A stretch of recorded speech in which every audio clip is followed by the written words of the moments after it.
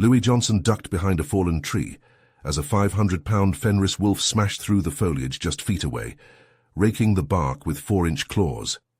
He gripped the tranquilizer gun tight, knowing he could take down the alien beast.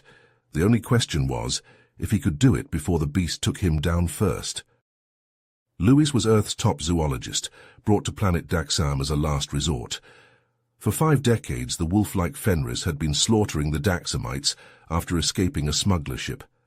Now packs of 8-foot-tall killing machines roamed the forests. The Fenris shrugged off all attempts by the Daxamites to eradicate them. Daxam had no large predators of its own. The blue-skinned Daxamites were helpless against this invasion of ferocious alien beasts.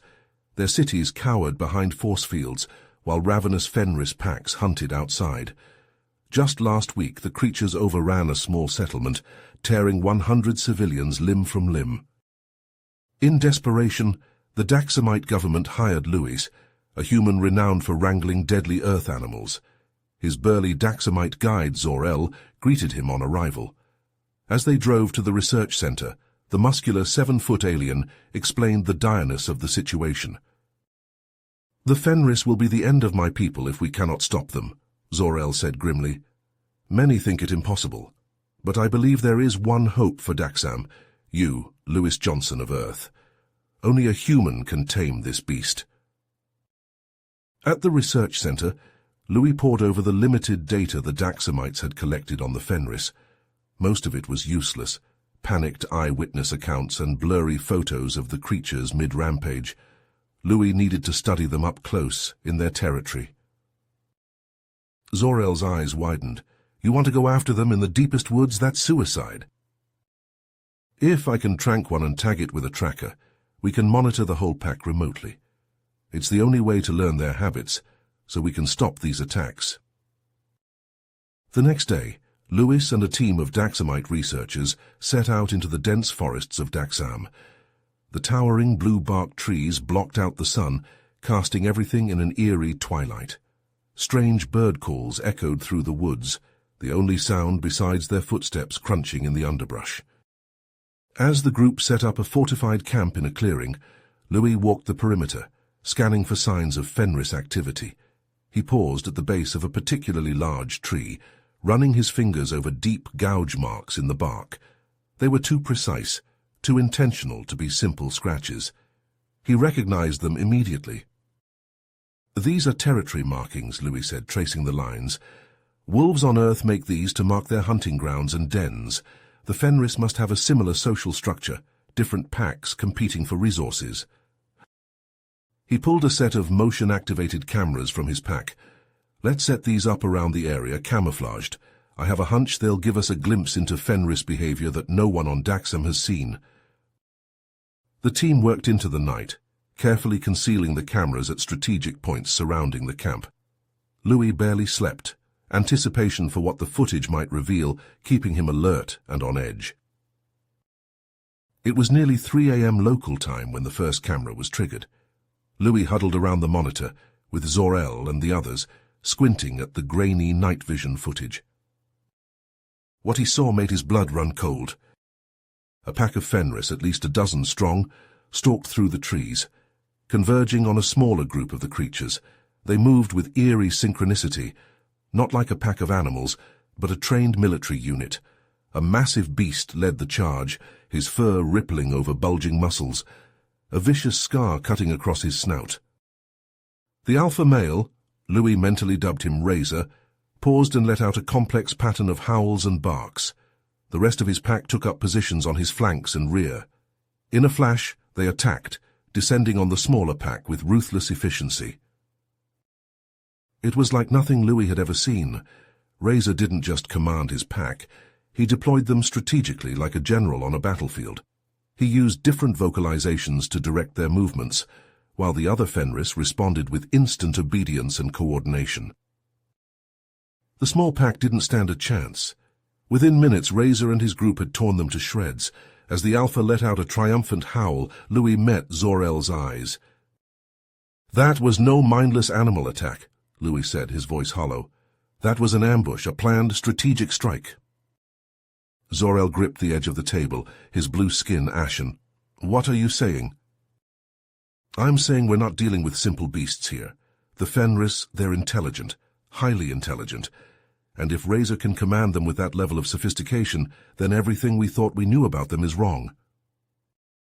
Louis realized with dawning horror that the Daxamites hadn't just been failing to stop an invasive species, they'd been waging a war against a creature that could think, plan, and organize. And they were losing. Over the next week, Louis became increasingly obsessed with Razor.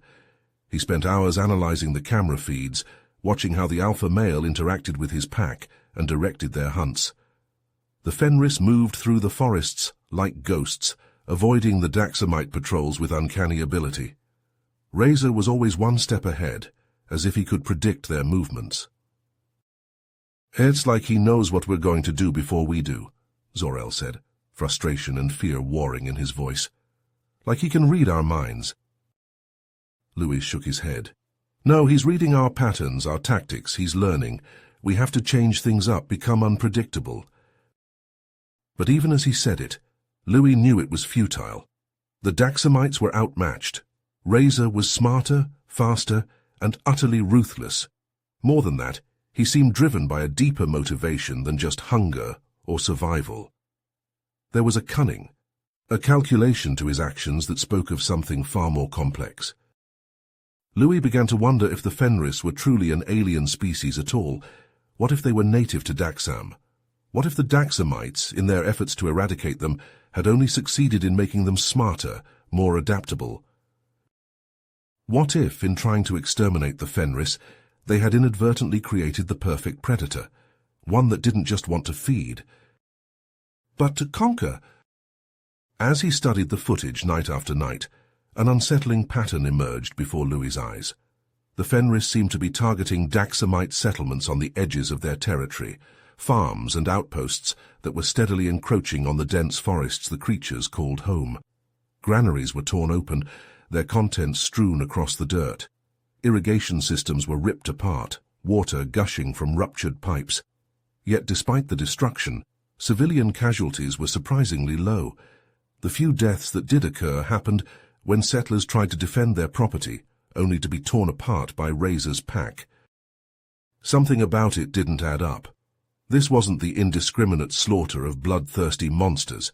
Louis began to suspect these attacks were less about aggression and more about self-preservation. He compiled his findings and requested an urgent meeting with the Daxamite leadership. "These creatures aren't just killing for sport," Louis said, as he paced before a semicircle of grim-faced officials. "I believe they're acting in self-defense. Every attack has been on settlements expanding into Fenris territory. I think they see us as the invaders." He took a breath, knowing his next words would be controversial. "I propose a different approach. Instead of extermination, we should work toward coexistence, create protected zones for the Fenris, areas where they can live and hunt undisturbed. In return, we stay out of their territory and fortify our perimeter settlements." A deep silence followed. Then the Daxamite governor spoke, his voice tight. "You're suggesting we negotiate with these beasts, after the hundreds they've slaughtered?" "We may not have a choice," Louis pressed. "They're intelligent, Governor. They have language, social structure. Everything I've seen indicates they're capable of reasoning, which means maybe, just maybe, they're capable of compromise." The governor pursed his lips. "I'm sorry, Mr. Johnson, but you're here to eliminate the Fenris threat, not sympathize with it. This planet is our home. We can't afford to lose 1 inch of ground to those monsters. I trust you'll remember that, and do what needs to be done." Louis clenched his jaw as the meeting adjourned.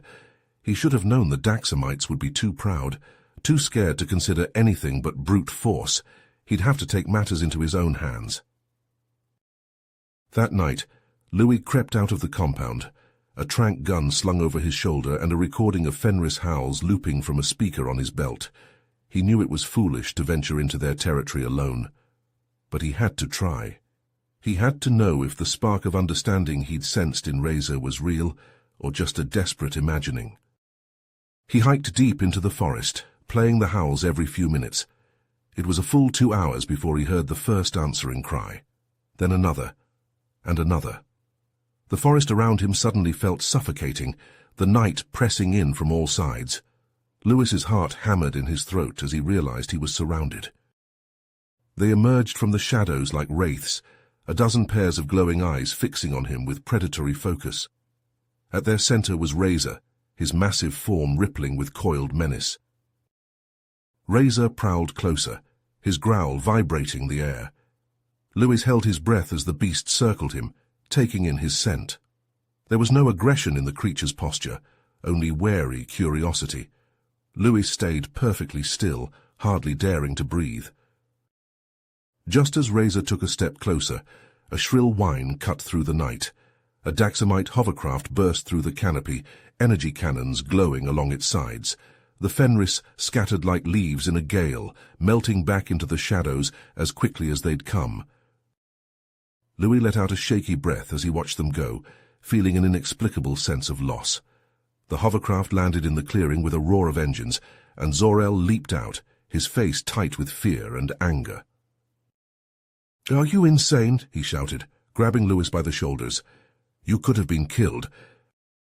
Louis wrenched free, his gaze still fixed on the dark forest. "I was so close," he whispered, "so close to understanding them." Zor-El frowned. "Understanding them? Louis, they're animals. They can't be reasoned with." "No," Louis said softly. "They're more than that, and I'm going to prove it, no matter the cost." Louis's heart pounded as he raced back to the research facility, his mind reeling from the encounter with Razor. He burst through the doors, nearly colliding with Zor-El in the dimly lit corridor. "Where have you been?" Zor-El demanded, his blue eyes flashing with anger. "I've been searching for you for hours." Louis pushed past him, heading for his quarters. "I was in the forest. I had to see them again, Zor-El. I had to try—" "They're not just animals," Louis snapped, wrenching his arm free. "Razor, their leader, he's intelligent. He could have killed me, but he didn't. He recognized me, Zor-El. There's more to them than we thought." Zor-El's face hardened. "Louis, you're not thinking clearly. They're beasts, plain and simple, clever maybe, but still just beasts." Louis shook his head. "No, I won't accept that. There has to be a way to coexist with them, to find a solution that doesn't involve slaughter." Zor-El sighed, rubbing his forehead. "The Daxamites will never agree to that. They want the Fenris gone, period." "Then we don't tell them," Louis said, a plan forming in his mind. "We capture Razor, bring him back here to study. If I can find a way to communicate with him—" "Just give me a chance," Louis pleaded. "One chance to prove I'm right. If it doesn't work, I'll go along with whatever the Daxamites want." Zor-El was silent for a long moment. Then slowly he nodded. "Fine, one chance, but we do this my way, understand?" The next night, Louis and Zor-El crept through the darkened forest, tranquilizer guns at the ready. They moved silently, the only sound the soft crunch of leaves beneath their boots. "There," Zor-El whispered, pointing to a clearing ahead. "The thermal scans showed their den is just beyond those rocks." Louis nodded, his mouth dry. They crept closer, hugging the shadows. As they neared the edge of the clearing, a low growl stopped them in their tracks. A lone Fenris stood at the tree line, its hackles raised. Louis recognized it immediately, one of Razor's sentries. The creature bared its teeth, a snarl rumbling in its chest. "Easy," Louis murmured, raising his tranq gun. "Easy now." Suddenly the Fenris threw back its head and let out an ear-splitting howl. Within seconds, answering cries echoed through the forest. They were surrounded. Chaos erupted as the pack burst from the undergrowth, a furious mass of teeth and claws. Louis fired wildly, the tranquilizer darts bouncing off the creature's thick hides. He heard Zor-El shouting, saw the flash of his gun in the darkness. A heavy weight slammed into Louis from behind, sending him sprawling. He rolled, barely avoiding a set of snapping jaws. Razor towered over him, his yellow eyes glinting in the moonlight. Louis scrambled backwards, fumbling for his gun. But Razor was faster. The Alpha lunged, knocking the weapon from Louis's hand. Louis felt a rush of hot breath on his face as Razor pinned him to the forest floor, claws digging into his shoulders. This was it, Lewis thought wildly. After everything, this was how it would end, torn apart by the very creature he'd sought to understand. Lewis sat up cautiously, hardly daring to breathe. Razor regarded him steadily, then huffed a low bark. To Lewis's shock, the rest of the pack ceased their attack, falling back to stand behind their leader. For a long moment, Human and Fenris stared at each other, a strange understanding passing between them. Then Razor turned and padded away, his pack melting back into the shadows as silently as they'd come. Louis let out a shaky breath, his heart hammering.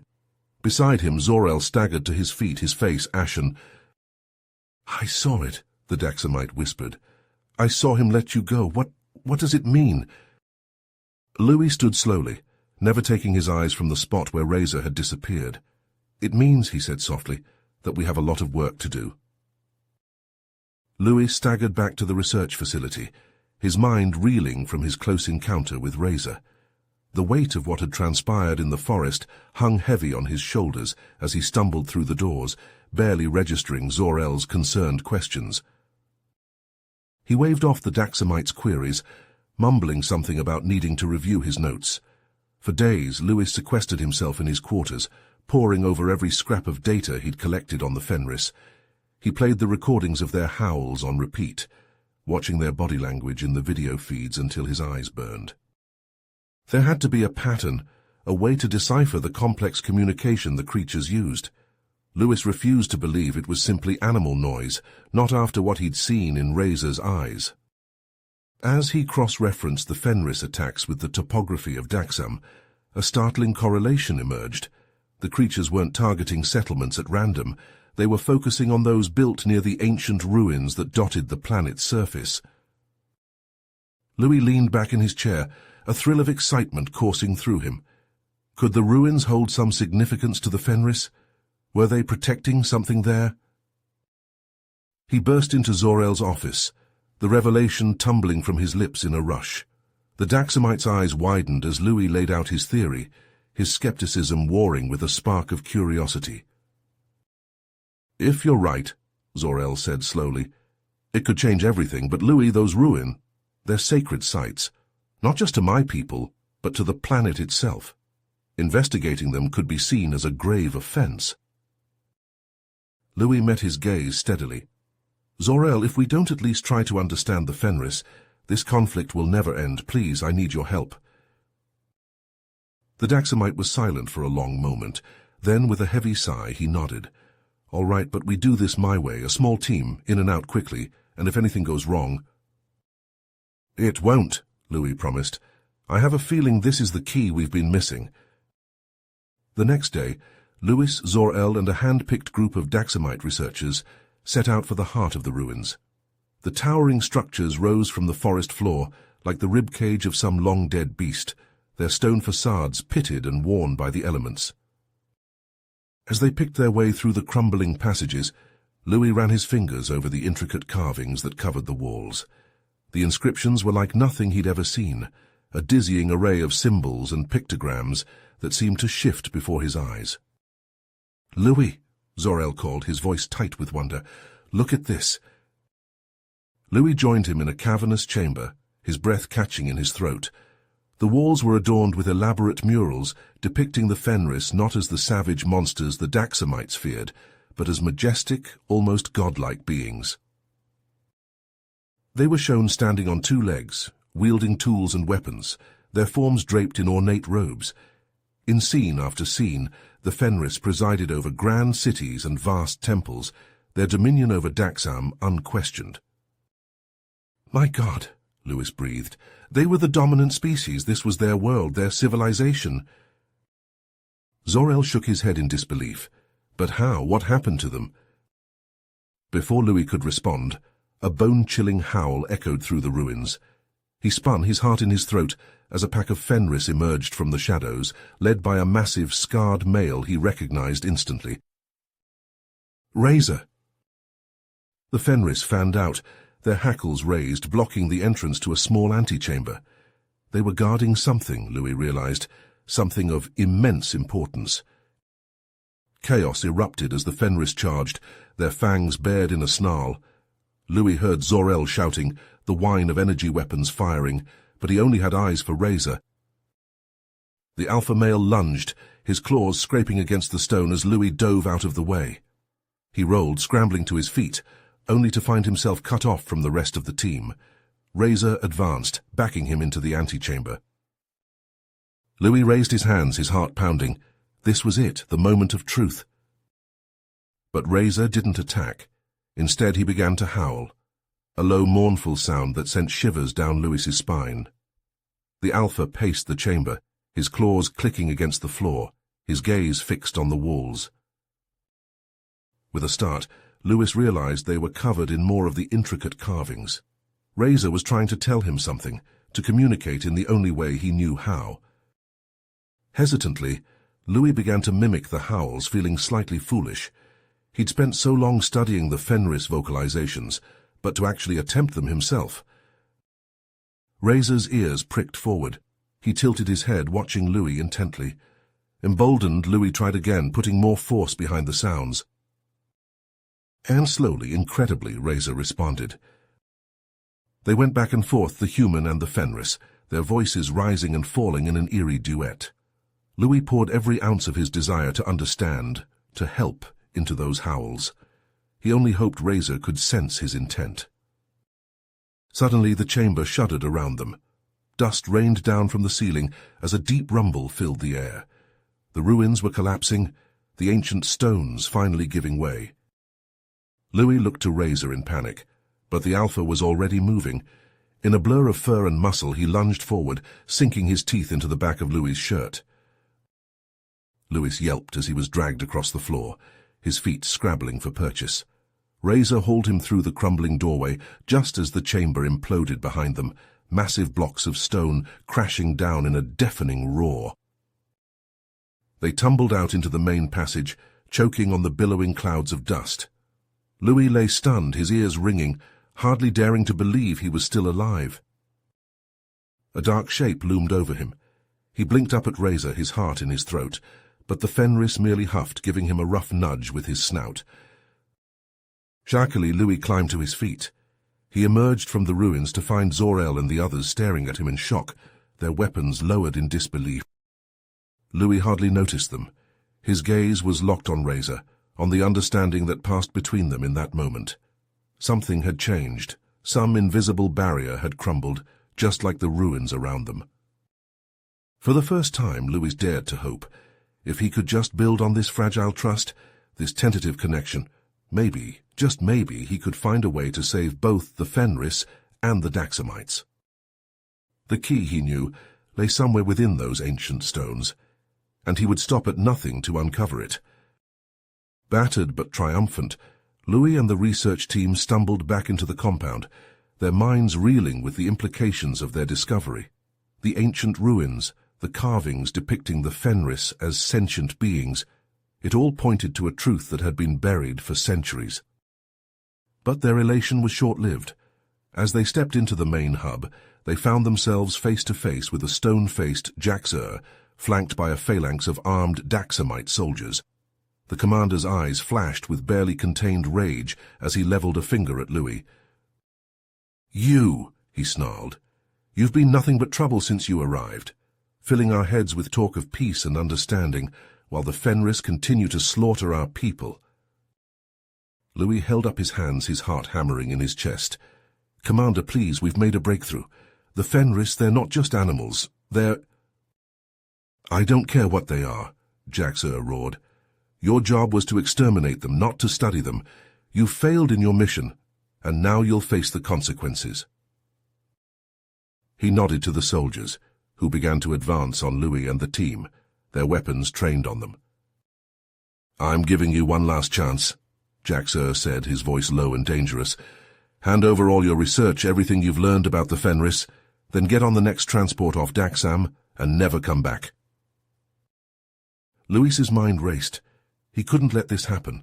Not when he was so close to the truth. He had to make them see, had to prove that he was right. "No," he said, his voice steady despite the fear coursing through him. "I won't do that, but I will prove to you that the Fenris can be reasoned with." Louis took a deep breath. Let me go back to the ruins alone. I've been studying their language, their way of communicating. If I can establish a dialogue with them, I believe I can convince them to leave our settlements alone, to retreat to the areas we designate for them." The commander scoffed. "You're insane. You'll be torn apart the moment you set foot in their territory." "Maybe," Louis said, "but it's a risk I'm willing to take for the sake of both our peoples." Jaxer was silent for a long moment, his gaze boring into Louis. Finally he spoke. Louis nodded, his mouth dry. He understood the weight of what he was undertaking, but he had to try. The next day, Louis set out into the wilderness once more, armed with nothing but his wits and a small device he'd cobbled together to mimic the Fenris howls. The journey to the ruins was a blur, his mind focused solely on the task ahead. As he approached the ancient structures, a sense of unease settled over him. The place seemed different in the daylight, the shadows longer, the silence heavier. A group of Fenris, led by the unmistakable figure of Razor, emerged from the tree line, their eyes fixed on Louis. He froze, his heart in his throat as they approached. But Razor made no move to attack. Instead, he paused a few feet from Louis and let out a low, rumbling growl. Louis recognized it as the same sound he'd made in the chamber when they'd first communicated. With shaking hands, Louis raised his device and pressed the button. A series of howls and yips emanated from the speaker, echoing off the stone walls. Razor cocked his head, his eyes narrowing. And then, to Louis's amazement, he responded in kind. It was a halting, awkward exchange, their two languages clumsily melding together. But it was communication nonetheless. Louis felt a thrill of excitement as he realized that the Fenris could understand him, could comprehend his intentions. "I want to help," he said slowly and clearly. "I believe our kinds can live together in peace, but we must find a way to understand each other." Razor regarded him for a long moment, his gaze inscrutable. Then, with a huff, he turned and began to walk deeper into the ruins, glancing back at Louis as if to say, "Follow." Louis hesitated for only a moment, before falling into step behind the Alpha. As they walked, he marveled at the intricacy of the carvings that covered the walls, the depictions of Fenris and strange, otherworldly beings he'd never seen before. It was massive, easily the size of a football field, and filled with technology that seemed to defy explanation. Glowing panels lined the walls, pulsing with an eerie blue light. Strange, spindly devices stood in alcoves, their purpose unclear. But it was the object in the center of the room that drew Louis's eye. It was a sphere, hovering a few feet off the ground, its surface shimmering with an iridescent sheen. Razor approached it without hesitation and placed his paw on its surface. Instantly, the chamber was flooded with a blinding white light. Louis threw up his hands to shield his eyes, his heart pounding in his chest. And when the light faded, he found himself face to face with a being that defied description. It was vaguely humanoid, but composed entirely of shimmering, translucent energy. Its form shifted and flowed like liquid, never quite settling into a definite shape.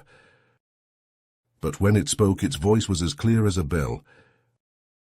"Welcome, Louis Johnson of Earth," it said, its words echoing in his mind.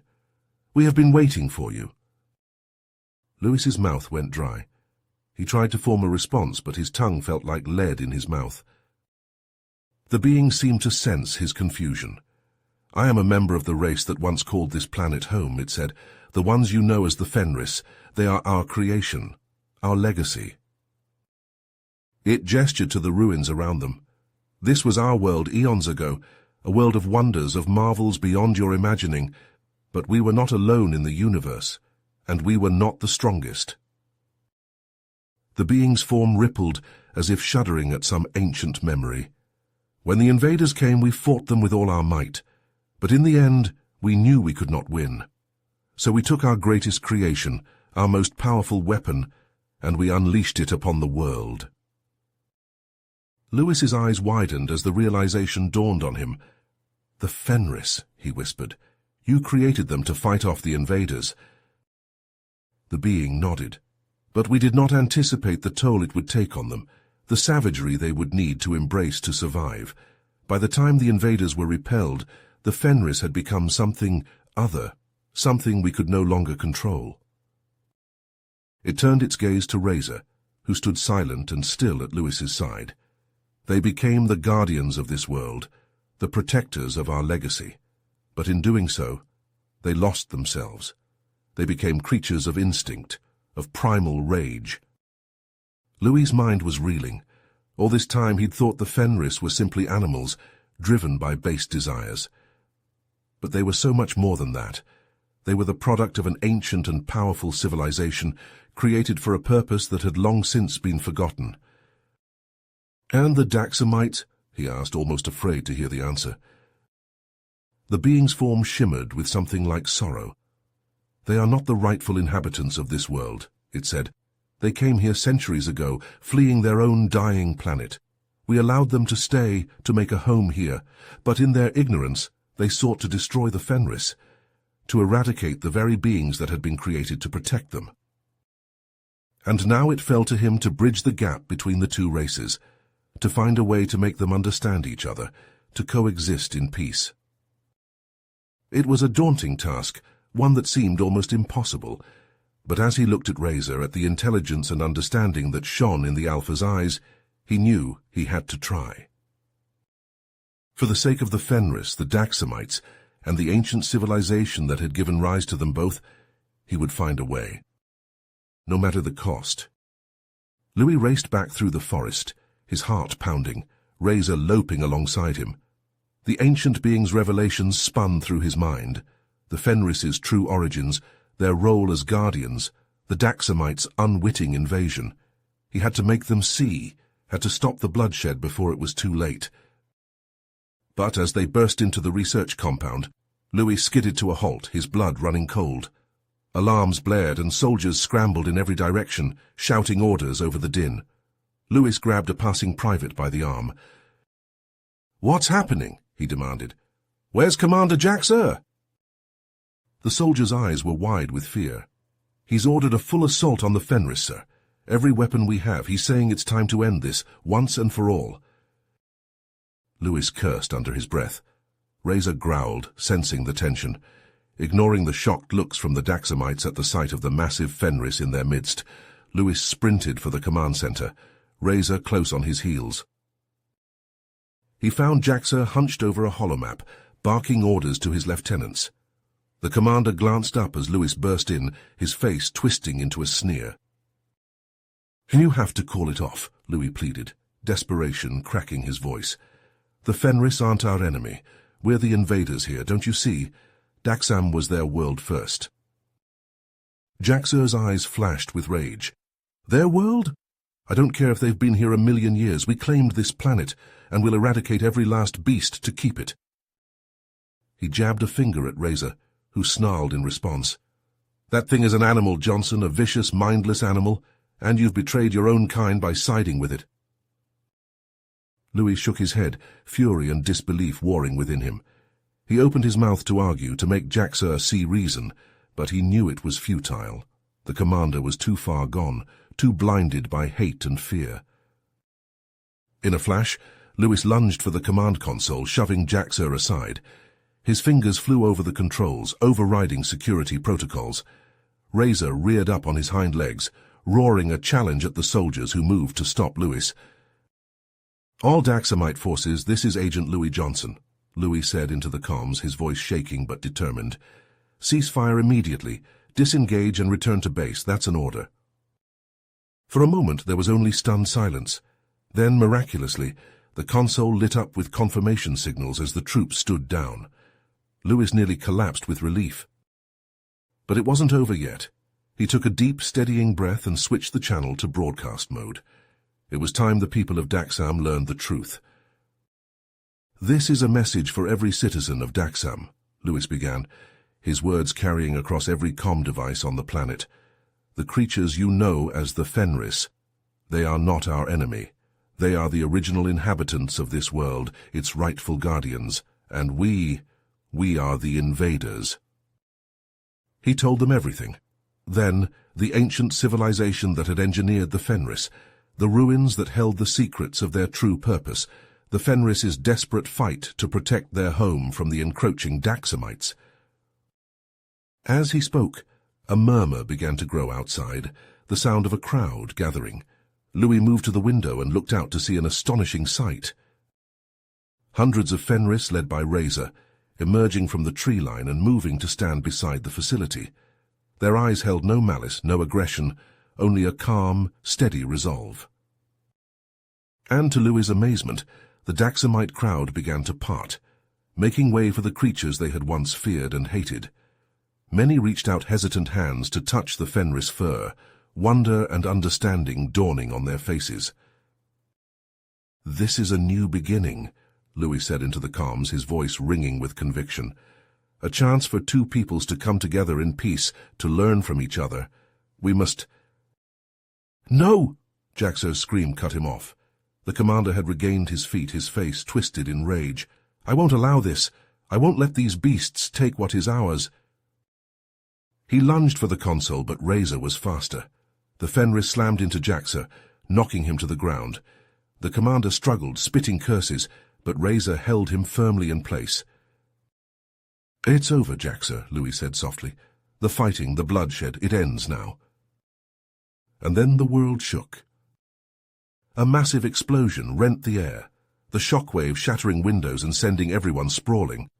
Louis stumbled to his feet, ears ringing, and stared in horror at the plume of smoke rising in the distance. The ruins, someone had destroyed the ruins. He raced out of the command center, Razor bounding ahead. They arrived at the site to find nothing but rubble and ash, the ancient structures reduced to dust. Louis fell to his knees, despair threatening to overwhelm him. All that knowledge, all those secrets, gone forever. And with them perhaps the last hope for true peace between the Fenris and the Daxamites. But as he knelt there, his fingers brushed something amidst the debris, a small pulsing orb no bigger than his palm. It glowed with the same ethereal light as the chamber deep within the ruins. Louis lifted it slowly, hardly daring to breathe. He could feel the thrum of power within it, the weight of untold millennia. And he knew with sudden blazing certainty that this tiny relic held the key to everything, that it could unlock the secrets of the Fenris' past and guide them all into a brighter future. Louis clutched the glowing object tightly as he and Razor picked their way through the rubble of the ruined facility. The explosion had devastated the ancient structures, reducing most of them to piles of shattered stone and twisted metal. But Louis refused to give up hope. The object in his hand was proof that there were still secrets to be uncovered, still knowledge to be gained. Razor sniffed the air, his ears pricked forward. He let out a low growl and veered off to the left, picking up his pace. Louis followed close behind, his heart pounding with anticipation and trepidation. As they ventured deeper into the ruins, the destruction grew less severe. It was as if the heart of the facility had been spared the worst of the blast. Louis's eyes widened as they entered a chamber that seemed almost untouched by the explosion. The walls were covered in intricate carvings, depicting scenes of the Fenris and their creators. Louis ran his fingers over the inscriptions, his mind racing as he tried to decipher their meaning. Razor paced the room, his claws clicking against the stone floor. Suddenly, the Fenris let out a sharp bark, drawing Louis's attention to a particular section of the wall. The carvings there were different, more detailed. They showed the ancient race creating the Fenris, imbuing them with incredible strength and intelligence. But there was more. The Fenris, it seemed, were not just protectors, but guardians of the ancient race's very legacy. As Louis studied the inscriptions, a pattern began to emerge. The glowing object in his hand, it seemed, was a key of sorts, a key to unlocking a network of hidden facilities scattered across Daxam, each containing a piece of the ancient race's vast knowledge. Louis felt a thrill of excitement course through him. This was it. This was the path to understanding, to peace. If he could find these facilities, if he could uncover their secrets. Razor growled low and urgent, snapping Louis out of his thoughts. The Fenris was staring intently at the chamber entrance, his hackles raised. Louis strained his ears and heard it too, the sound of footsteps, of voices echoing through the ruins. Louis's grip tightened on the glowing object. He knew what he had to do. He and Razor had to find those hidden facilities, no matter the cost. The fate of Daxam, of the Fenris, of the ancient race's legacy, it all rested on their shoulders. As the sound of their pursuers grew closer, Louis and Razor slipped out of the chamber and melted into the shadows of the ruins. They had a long journey ahead of them, fraught with danger and uncertainty, but they would not falter. They could not. For the sake of two peoples, for the memory of a long-lost civilization, they would uncover the truth, no matter where it led them. As Louis and Razor crept through the dense underbrush, the hidden facility looming just ahead, a sudden crack of a branch underfoot froze them in their tracks. They spun, scanning the shadows, and were met with the sight of a dozen Daxamite soldiers emerging from the trees, energy rifles leveled at their chests. At their center stood Jax his face twisted in a triumphant sneer. "Did you really think you could outsmart me, Louis?" he said, his voice dripping with contempt. "I've known about the ancient race and their technology all along, but I couldn't let that knowledge fall into the wrong hands, hands that might use it to undermine my authority." Louis's grip tightened on the glowing object in his hand. "You used the Fenris as scapegoats, turned the people against them to keep your power." Jaxer shrugged. "A necessary evil, one that you've now made obsolete with your meddling. When I destroyed those ruins, I thought I'd buried the truth forever. But you just couldn't leave well enough alone, could you?" The soldiers advanced, forcing Louis and Razor back. They were outmatched and they knew it. Louis's mind raced, searching for a way out, but there was nowhere to run. Suddenly an ear-splitting howl rent the air. Jaxer's head whipped around, his eyes widening in shock. From the trees, a massive pack of Fenris burst forth, led by a group of snarling alphas. They slammed into the soldiers, claws and teeth flashing. In the chaos, Louis felt Razor tug at his sleeve. "Now!" the Fenris growled. They ran, weaving through the battle, dodging energy blasts and slashing claws. The facility doors loomed ahead. They lunged through them, slamming them shut behind them. Inside, Louis's breath caught in his throat. The chamber was vast, filled with technology beyond his wildest imaginings. At its center stood a towering control system, pulsing with an ethereal blue light. As if in a trance, Louis approached it, the glowing object in his hand thrumming with energy. Suddenly the object flared, and a shimmering hologram burst into being before them. It was one of the ancient race's leaders, his form flickering but his voice strong and clear. "Louis Johnson of Earth, Razor of the Fenris," he said. "You have been chosen as the guardians of our legacy. Only you can bring peace to Daxam and light to the universe beyond." Under the leader's guidance, Louis's hands flew over the control system, activating dormant systems, sending out a planet-wide signal. On the surface, the Daxamite people gasped as hidden facilities burst from the ground, gleaming with lost knowledge and ancient power. Jax battered but not broken, rallied his forces. "Destroy them," he screamed. "Destroy it all." But the people surged forward, Fenris and Daxamite side by side, overwhelming the soldiers with sheer numbers and righteous fury. And then it was over. Louis and Razor stood before the cheering crowds, the air electric with the promise of a new era. But even as they basked in their triumph, a strange signal pulsed across the control system screens. A distress beacon from a world beyond the stars. A world facing the same cataclysmic fate as the ancient race. Louis met Razor's eyes and saw the same realization dawn. Louis and Razor stood in the central chamber of the hidden facility, the weight of their newfound responsibility, as guardians of the ancient race's legacy, heavy on their shoulders. They had just begun to discuss their plans to travel to the distant world in distress, when a blinding flash of light filled the room. As the light faded, a shimmering ethereal figure materialized before them, the same being that had appeared to them in the ruins, now taking on a more tangible form. Its features were indistinct, a constantly shifting matrix of energy and light, but its voice was clear and urgent as it spoke. "Louis Johnson of Earth, Raiser of the Fenris," it said, its words echoing in their minds. "I come to you with a grave warning. The threat you seek to confront on the distant world is not a new one, but an ancient enemy that has haunted the universe for eons." The being waved its hand, and a holographic projection sprang to life in the air before them.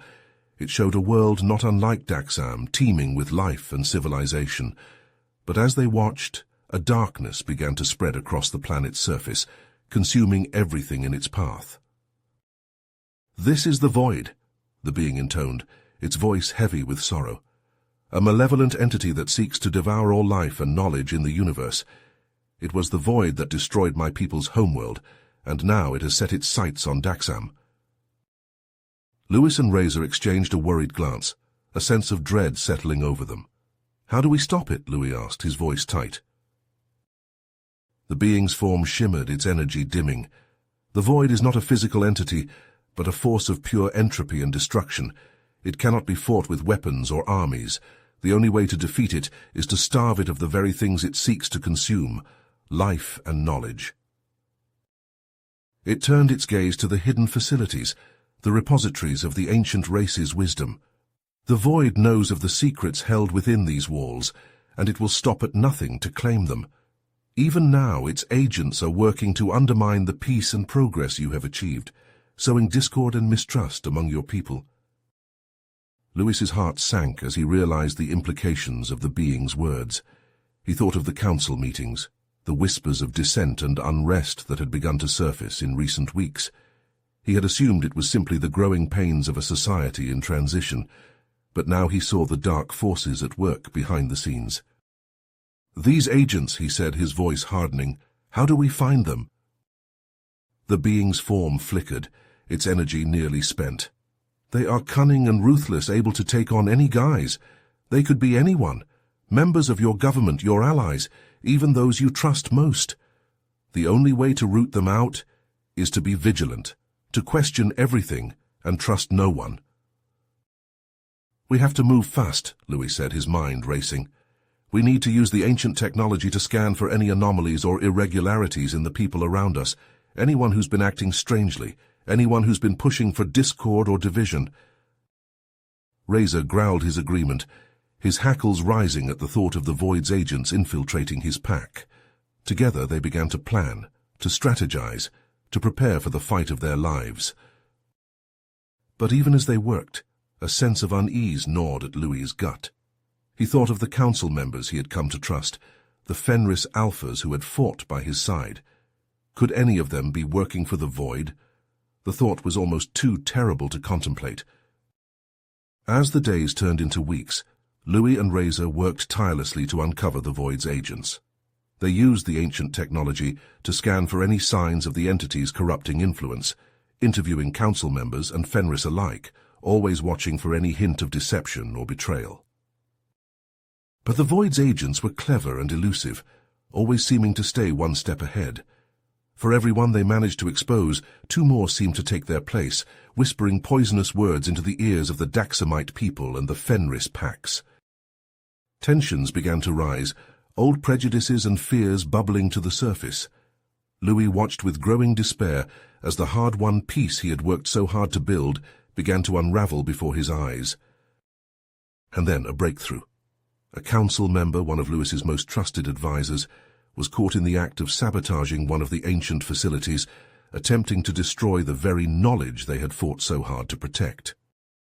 Under interrogation, the traitor revealed the identity of the Void's leader on Daxam, a figure Louis had once trusted and admired, a mentor and friend who had guided him through his early days on the planet. The betrayal cut Louis to the core, but he knew he had no choice but to confront the traitor and put an end to the Void's machinations once and for all.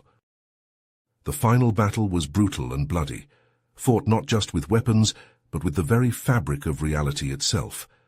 The Void's agents unleashed the full force of their corrupting power, twisting the minds of the Daxamite soldiers and turning the Fenris against their own kind.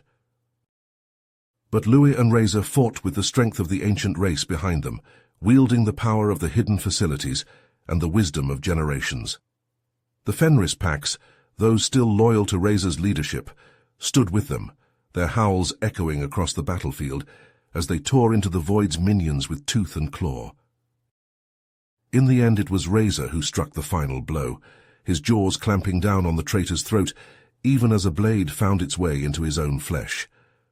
Louis watched in horror as his friend, his brother in arms, fell to the ground, his lifeblood spilling out onto the cold stone. He cradled Razor's massive head in his lap, tears streaming down his face as he watched the light fade from the Fenris's eyes. With his last breath, Razor spoke, his words a rasping whisper.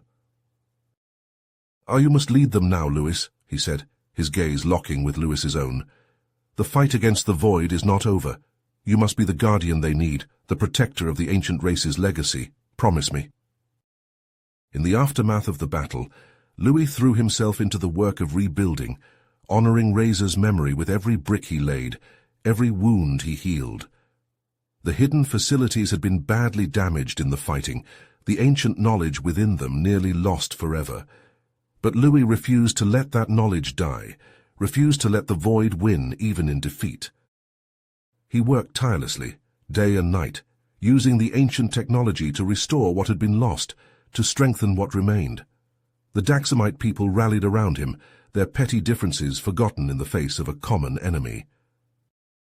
Under Louis's leadership, Daxam began to heal, to rebuild, to grow stronger than ever before. The Fenris, leaderless and lost after Razor's death, found a new purpose in guarding the hidden facilities, in protecting the knowledge that had nearly been lost. As the years passed, Louis grew older, his hair graying and his face lined with the weight of his responsibilities. But he never wavered in his commitment to his cause, never faltered in his determination to honor Razor's memory and protect the ancient race's legacy. And so it was that, on a clear, crisp morning, Louis found himself standing atop the highest tower of the newly rebuilt capital city, looking out over the land he had come to call home. The scars of the war against the Void were still visible, the ruins of the hidden facilities standing as silent sentinels against the horizon. But there was a sense of hope in the air, a feeling of determination and resilience that permeated every corner of Daxam. The Daxamite people had been tested, had been pushed to the brink of destruction, but they had emerged stronger, more united than ever before. Louis closed his eyes, letting the cool breeze wash over him. He thought of Razor, of the sacrifice he had made, of the promise he had extracted from Louis with his dying breath. He thought of the ancient race, of the knowledge and wisdom they had left behind, of the duty he had sworn to uphold. And he knew with a certainty that filled every fiber of his being, that he would never rest, never stop fighting until the Void was defeated once and for all. For he was the guardian of the ancient race's legacy, the protector of all that was good and true in the universe. You have reached the end of the story. If you enjoyed this story and want to support us, please leave a like and subscribe to our channel, and for every comment that says 88, I will heart every single one of them. Thank you for your time.